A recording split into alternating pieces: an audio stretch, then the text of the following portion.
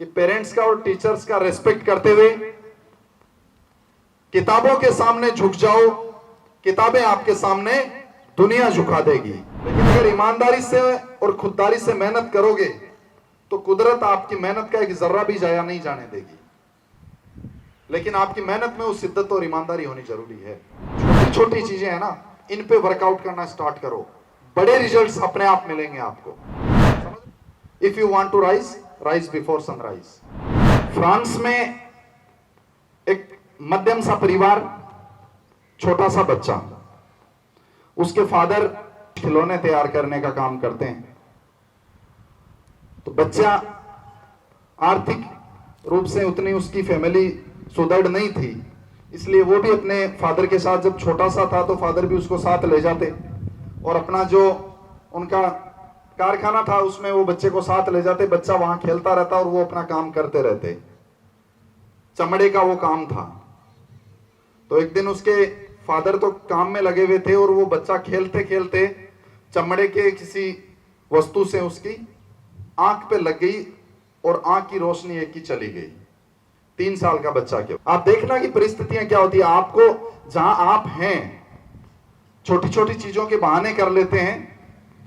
तो वो छोटा सा बच्चा जब उसके फादर के पास में ये भी सुविधा नहीं थी कि उसको कोई अच्छे हॉस्पिटल में दिखा सके, तो 5 साल की उम्र में उस बच्चे ने अपनी दोनों आंखों की रोशनी खो दी।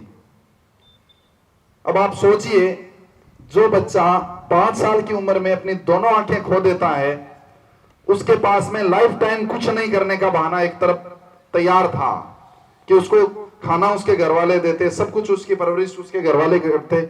उसके पास सीधा सा बहाना था, वो अंधा था। लेकिन नहीं, उस 5 साल के बच्चे में भी एक जुनून था। उसने अपने फादर को कहा कि मैं पढ़ूंगा, मुझे पढ़ाओ। अब अंधा बच्चा सामान्य स्कूल में जाके पढ़ नहीं सकता, तो उसके फादर ने कैसे जैसे करके एक टीचर की व्यवस्था की कि कैसे भी करके इसको अकेले को एज ए ट्यूशन टाइप उसको वो पढ़ाएं। वो पढ़ाने लगे। लेकिन बच्चा बहुत जिज्ञासु था, उसमें पढ़ने का बहुत जुनून था। वो सेटिस्फाइड हुआ नहीं वहां से। तो फिर उसके फादर ने, उसके परिवार वालों ने कोई एक ऐसे स्कूल की तलाश की जहां उसी तरह के असामान्य बच्चे पढ़ते हों। उस बच्चे को वहां ले जाया गया 8 साल की उम्र में। वो बच्चा वहां सीखता है, लेकिन बच्चा इतना जिज्ञासु, बच्चे में इतना पढ़ाई के लिए जुनून कि उसको 2-3 महीने बाद में ये लगने लग जाता है कि अपने लिए ये स्कूल भी कम पढ़ रहा है। उसको एक और इंस्टीट्यूट में ले जाया जाता है। वहां कोई सैनिकों के लिए एक ऐसी तैयार की हुई पट्टी थी जिससे केवल इशारे से समझ आ सकता था कि हाँ ये लिखा हुआ है। उस बच्चे में जिज्ञासा बढ़ी, उसने वर्कआउट करना स्टार्ट किया। एक 10-12 साल का बच्चा, और बढ़ी उसमें अंदर से जिज्ञासा, वो और अधिक वर्कआउट करना स्टार्ट किया। और जब उसका जिस फील्ड में वो काम कर रहा था, जो सीनियर्स थे, उन्हें देख के लगा कि अगर ये इसमें सक्सेस हो जाएगा तो फिर क्या फर्क रहेगा एक सामान्य और असामान्य विद्यार्थी में, वो भी पढ़ने लग जाएंगे।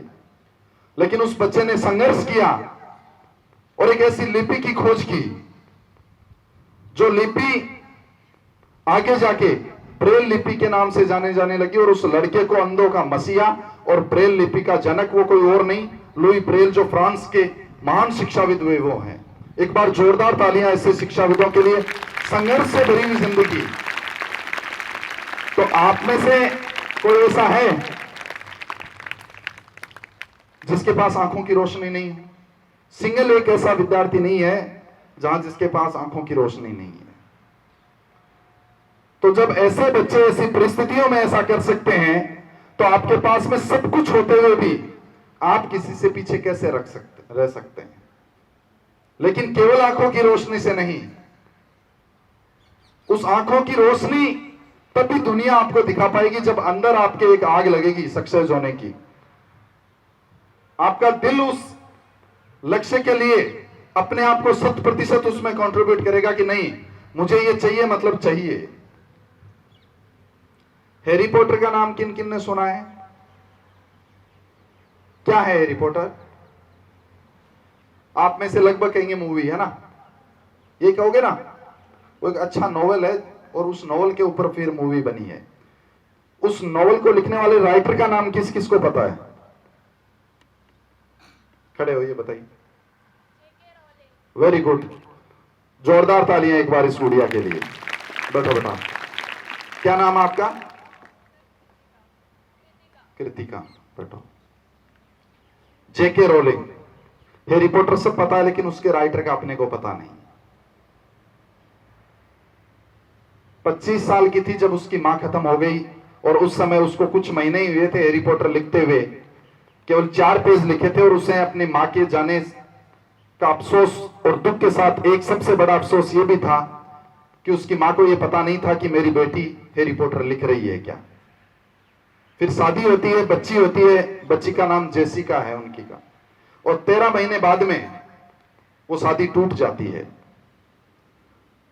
वो सिंगल पेरेंट जेके रोलिंग अपनी मात्र 13 माह की बच्ची जेसिका एक हाथ में, और एक हाथ में मात्र 4 पेज का वो हैरी पॉटर लिखा हुआ,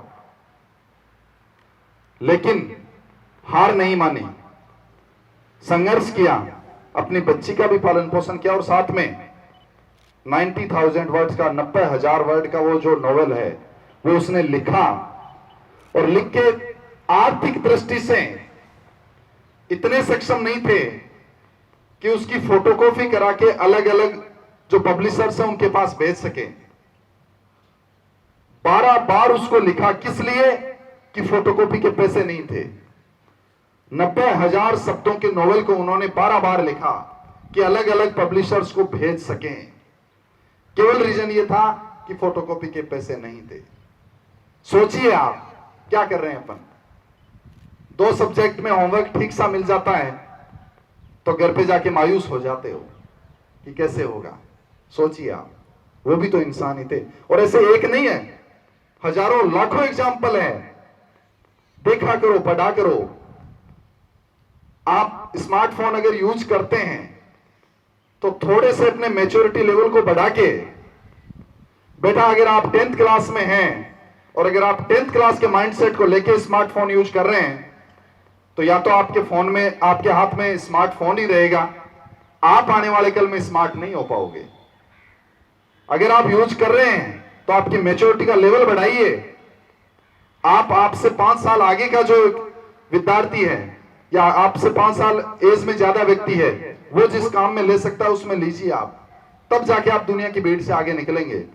वरना तो इन सोशल साइट्स के चक्कर में अभी उलझ गए, इंस्टाग्राम, व्हाट्सएप, फेसबुक, तो फिर पूरी जिंदगी इन्हीं के इर्द गिर्द रहेगी और बाहर कुछ नहीं कर पाओगे आप। तो ये भी आपको विशेष ध्यान देना है। अभी आपकी लाइफ में अगर आप यूज लेते हो तो आप ऐसे एग्जाम्पल्स पढ़िए, आपके जो ज्ञान को बढ़ा सके ऐसी चीजें उसमें सर्च कीजिए। अगर आप चलाते भी हो तो, नहीं चलाते हो तो वेल एंड गुड। आपके टीचर्स जो आपको बता रहे हैं, यहां जो आपको पढ़ाया जा रहा है वो सफिशिएंट है आपके लिए। तो मैं बात कर रहा था जेके रोलिंग पे, जब 12 पब्लिशर्स के पास में उसने अपने हाथ से लिख के जब नॉवेल भेजा और 12 के 12 पब्लिशर्स ने उसको रिजेक्ट कर दिया कि नहीं, उन्हें पसंद नहीं आया। सोचिए कि एक सिंगल पेरेंट जिसके छोटी सी बच्ची जिसने इतनी मेहनत की हो, वो नहीं टूटी, डिप्रेशन में गई। वो उनके लिए डिप्रेशन वर्ड होता है, आपके लिए स्टूडेंट लाइफ में हो ही नहीं। फिर वापस मेहनत की और दूसरी बार एक उन्हीं 12 में से एक पब्लिशर के पास गई हुई थी, उसने वापस उस पर थोड़ा सा सोचा और वो संयोगवश उस हैरी पॉटर के जो नॉवल था उसको अपने घर पे लेके गया। और घर पे जब उसने रखा तो उसकी 8 साल की बेटी ने उसे पढ़ा और उस जो पब्लिशर था, जो ओनर था उस पब्लिकेशन का, उसको उसकी बच्ची ने पढ़ा तो उसे बहुत आनंद आया, उसे वो स्क्रिप्ट बहुत पसंद आई। फिर उसने उसे लिखा और बहुत अच्छा हैरी पॉटर नॉवल चला, उसके ऊपर मूवी बनी और आज उसकी मिलियन बिलियंस में इनकम है जेके रोलिंग की। कैसे हो पाया? विपरीत परिस्थितियों से लड़े। वो कभी भी कैजुअल अप्रोच नहीं रखी, कंफर्ट जोन में नहीं रहे। बाहर निकलना पड़ेगा आपको। कंफर्ट जोन में घुसे रहते हो कि नहीं, अपने को इससे बाहर नहीं निकलना है। जब तक बेटा इससे बाहर नहीं निकलोगे तब तक आप एक सामान्य विद्यार्थी हैं, एक कॉमन स्टूडेंट हैं। और इस कंपटीशन के दौर पे सामान्य लोगों को पूछने वाले कोई नहीं मिलते बेटा, वो केवल भीड़ का हिस्सा बन के रह जाते हैं। अगर आपको इस भीड़ से आगे निकलना है, कुछ अलग करना है, तो आपको आपके मैच्योरिटी लेवल को, आपके थिंकिंग के लेवल को, आपके इन्वायरमेंट को अच्छा करना होगा। आपके आसपास में जो 5 लोगों की संगत है, उनका एवरेज है आप सोचिए आप कैसे 5 लोगों में उठना बैठना आपका रहता है। आप घर, यहां से स्कूल से घर जाते हैं, घर जाने के बाद में अगर आप इवनिंग टाइम में खेलने भी कहीं ग्राउंड में जाते हैं, तो आप विचार कीजिए कि आपकी सराउंडिंग में जो लोग हैं वो कैसे हैं। आप अगर ट्यूशन क्लासेस में कहीं जा रहे हैं, मुझे लगता नहीं है जरूरत पड़े आपको, फिर भी अगर कभी जा रहे हैं तो आप देखिए कि आपके आसपास में बच्चे बैठे हैं वो कैसे हैं, आप जिन लोगों की संगत में है वो कैसे हैं, बस में जिनके साथ बैठ के आ रहे हैं वो कैसे हैं। आप मान के चलिएगा 12 महीने बाद में आपके आसपास के 5 लोगों का एवरेज हो जाएंगे। तो कैजुअल अप्रोच और कंफर्ट जोन से बाहर आइए। आप बहुत दफा देखा है पीरियोडिकल टेस्ट को बहुत ही आप हल्के में ले लेते हो, नजरअंदाज सा कर देते हो। क्यों भाई, क्यों कर देते हो? आप ये सोचते हो ये तो पीरियोडिकल टेस्ट है, ये तो यूनिट टेस्ट है, हाफ ईयरली में कर लेंगे, ईयरली में कर लेंगे। आप छोटी छोटी चीजों को नजरअंदाज करते जाते हो और एक टाइम ऐसा आएगा बाद में आपके हाथ से निकल जाएगा। छोटी छोटी चीजों पे वर्कआउट करना पड़ेगा, आप उनको नजरअंदाज नहीं कर सकते। आप और हम तो हैं क्या, 1912 में टाइटैनिक जहाज डूबा था, पता है ना आपको, 1500 लोगों की जान गई थी। किसके कारण गई थी? कैजुअल अप्रोच के कारण। जो जहाज को चलाने वाला था उसको सिग्नल आ चुका था कि आगे एक बड़ा आइसबर्ग है, फिर भी कॉन्फिडेंस इतना था कि नहीं ये तो वो जहाज है जो डूबेगा ही नहीं, ध्यान ही नहीं दिया, परवाह ही नहीं की, नजरअंदाज कर दिया। कॉन्फिडेंस इतना था कि जो लाइव बोट होती है उनकी संख्या अमूमन जहाज के बदले आधी रखी गई कि इसमें जरूरत ही नहीं पड़ेगी, ये तो डूबेगा ही नहीं। डूब गया ना, 1500 लोगों की जान गई थी। एक बहुत बड़ी खबर उस टाइम भी बनी थी और आज तक बनी हुई है लोगों में, केवल एक नजरअंदाज करने के लिए और कैजुअल अप्रोच के कारण। एक लेडी एक हॉस्पिटल में अपने छोटी सी गुड़िया को लेके गई डॉक्टर के पास में कि डॉक्टर साहब बच्ची की दिक्कत है। तो डॉक्टर ने कहा क्या दिक्कत है? तो कहा इसके कान में प्रॉब्लम है। तो डॉक्टर ने कहा कि कान में प्रॉब्लम है तो एक काम कीजिएगा, ये टेबलेट नहीं ले सकती, छोटी है, ये मैं आपको ड्रॉप दे देता हूं, दिन में 5 टाइम आप इसको ये ड्रॉप डाल देना। लेडी आ गई, 5-6 दिन बाद में इमरजेंसी केस में वो बच्ची को फिर लेके आई, एडमिट करवाया, उस डॉक्टर से वापस कंसल्ट किया। उसने कहा ऐसा कैसे हो सकता है कि बच्ची इमरजेंसी में आ गई? तो उसने उस बच्ची की मां से पूछा कि दवाई दी या नहीं दी? बोलो दी ना। कैसे दी? बोलो उसके कान में दिन में 5 टाइम मैंने ड्रॉप डाली। तो उस डॉक्टर ने कहा अरे मैंने ये कहा था कि ये छोटी बच्ची है, टेबलेट ले नहीं सकती, आपको ड्रॉप कान में नहीं डालनी चाहिए थी, टेबलेट की जगह तो आप उसके मुंह में डालते तब काम करती। डॉक्टर ने भी हल्का सा कैजुअल लिया और उस लेडी ने भी हल्का सा कैजुअल लिया और वो कैजुअलिटी में तब्दील हो गया। तो छोटी छोटी चीजें, इट मींस आप अगर कोई सब्जेक्ट पढ़ रहे हैं और उसका एक चैप्टर भी आपको लग रहा है कि ये अपने कम समझ में आ रहा है, तो आप आगे नहीं बढ़े। क्यों? क्योंकि आपके कम समझ में आने से ऐसा तो है नहीं कि वो एग्जाम में नहीं आएगा या आपके सिलेबस से हट जाएगा, पढ़ना पड़ेगा। इसलिए कोशिश ये करें कि उससे दूर भागने के बजाय उसको और अधिक एफर्ट्स दें, उसमें और अधिक मेहनत करें, ताकि आपका कॉन्फिडेंस बिल्डअप होगा, आप अच्छे से उसे कर पाओगे। तो ये सारी चीजें बेटा वर्कआउट तभी करती है जब आप मेहनत है वो ईमानदारी से और खुददारी से करोगे। आदमी किसी को भी धोखा दे सकता है, खुद को धोखा नहीं दे सकता। खुद को पता रहता है, आपको सबको पता है कि आपने मेहनत की है या नहीं की है, आप स्वयं से झूठ नहीं बोल सकते। चलो पता करते हैं आपकी ईमानदारी का। ऐसे कितने स्टूडेंट हैं, बोर्ड के स्टूडेंट मंडे टेस्ट में और नॉन बोर्ड के स्टूडेंट यूनिट टेस्ट में, जो ये मानते हैं कि मैंने जो इस यूनिट टेस्ट में स्टडी की, मैं उससे और अच्छी स्टडी कर सकता था या कर सकती थी और मेरे नंबर और अच्छे आ सकते थे, मैंने मेरे स्तर पे थोड़ी सी लापरवाही बढ़ती है। ऐसे स्टूडेंट हाथ खड़े करो जो ये मानते हैं खुद। ईमानदारी जिंदा रहनी चाहिए। अब बताओ, आप खुद ये मानते हो? हाथ नीचे कर लो। कोई भी स्टूडेंट होशियार या कमजोर नहीं होता है। आप धीरे धीरे बाद में करते हो कि नहीं क्लास में ये तो होशियार है, ये कमजोर है। नहीं बेटा, नहीं है। छोटा सा बच्चा होता है, उसका बचपन सबका एक जैसा निकलता है, लेकिन जवानी आते आते सबकी लाइफ स्टाइल चेंज हो जाती है। वो बचपन से जवानी तक का जो सफर है ना, लर्निंग का फेज है, उस पर डिपेंड करता है कि आप कितना लर्न कर पाते हैं। एक बच्चा है जो डे फर्स्ट से ही क्लास में जो टीचर ने दिया प्रॉपर होमवर्क कर रहा है, प्रॉपर लर्न कर रहा है, हर टेस्ट में उसके अच्छे नंबर आ रहे हैं, क्योंकि वो स्टार्टिंग से पढ़ रहा है। इसलिए वो टीचर की नजर में और आपकी नजर में होशियार हो गया, इंटेलिजेंट हो गया। और आपने घर पे ले जाके बैग कभी देखा ही नहीं, रखा और सुबह ले आए, तो ऐसे तो कैसे होगा बताओ? बिना मेहनत के तो फिर तो, अगर बिना मेहनत के केवल अच्छे स्कूल में और अच्छे टीचर से पढ़ने से ही कामयाबी मिल जाती, फिर तो जो घर पे जाके बच्चे पढ़ते हैं उनके साथ अनजस्टिस है। वो तो मेहनत करनी पड़ेगी, लेकिन अगर ईमानदारी से और खुददारी से मेहनत करोगे तो कुदरत आपकी मेहनत का एक जर्रा भी जाया नहीं जाने देगी। लेकिन आपकी मेहनत में वो शिद्दत और ईमानदारी होनी जरूरी है। अगर आप ईमानदारी से अच्छे से स्टडी करने लग जाएंगे तो बेटा रिजल्ट बहुत अच्छा आएगा, हमें अच्छा लगेगा, आपके पेरेंट्स को अच्छा लगेगा। तो ये तो बात ही आपके मोटिवेशन की और स्टडी की। मेरा हमेशा जोर रहता है कि आप स्टडी करो, बहुत बढ़िया करो। नंबर अगर 20 में से 20 लाना चाह रहे हो, 18 भी आगे कोई बड़ी बात नहीं है, अगली बार 19 आ जाएंगे, फिर 20 आ जाएंगे। लेकिन आपका डिसिप्लिन और संस्कार आप में जिंदा रहने चाहिए, अनुशासन और संस्कार। आपको ये पता रहना चाहिए कि अपने टीचर हैं, ये अपने पेरेंट्स हैं। बस में बैठे तो आपको ये पता होना चाहिए कि ये अपने सीनियर स्टूडेंट है, और सीनियर स्टूडेंट को ये पता होना चाहिए कि ये अपने छोटे भाई बहन हैं, उनसे किस तरह की बात करनी है। वो एटिकेट्स आप में होने चाहिए।